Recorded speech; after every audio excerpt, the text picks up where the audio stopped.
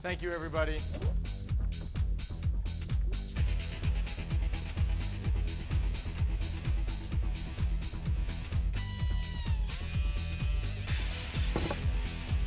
like 2 minutes to.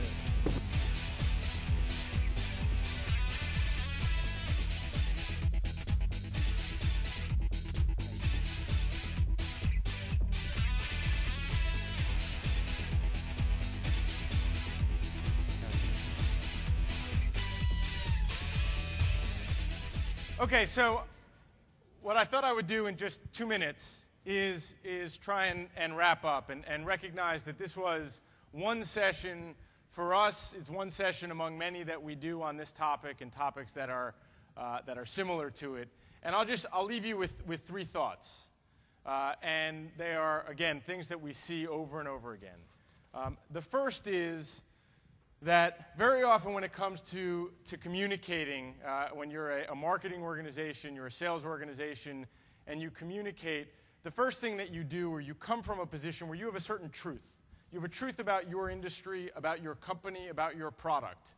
You speak in your own language, you believe in what you're selling, you drink your own Kool-Aid to a large extent. And what you saw here, and we see all the time, is that your customers come from a very different perspective. We say that there's your truth and there's their truth. And in this case, and what we see very strongly today is, for many marketers, the truth that you would like to believe in is that you can just sell your product. That you've got your features, you've got your benefits, that you can go out there and put a piece of marketing collateral together and pitch that product.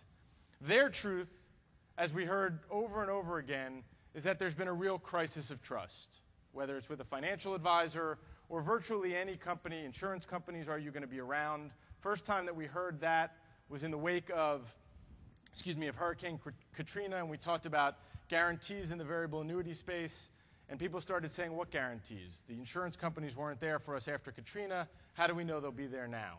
That feeling has increased. And so their truth is that the first thing that you need to do is earn back their trust. You have to demonstrate to them that there is transparency, that you're willing to be open about what it is that you're selling so that you can make that first step for them, which is to engage them in terms of integrity, in terms of trust.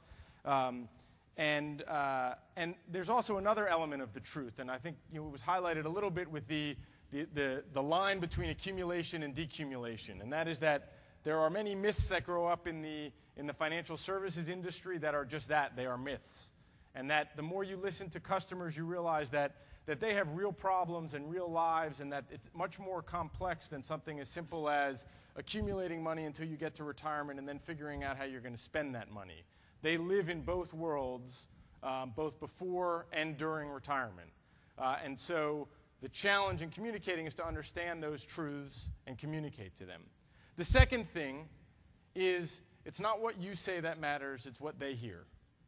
And that very often you start talking, and we've looked through endless marketing collateral in the financial services industry, and we see companies that try and communicate from their perspective, in their language, on their terms.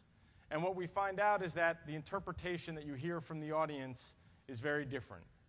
It could be what we heard a little bit about long term, where you've got people who are going to live 10, 20, 30 years in retirement, but telling them that the actuaries say that they're going to live that long, for many people isn't enough for them to convince them that they are long-term investors. And so the approach has to be a little bit more nuanced to be effective.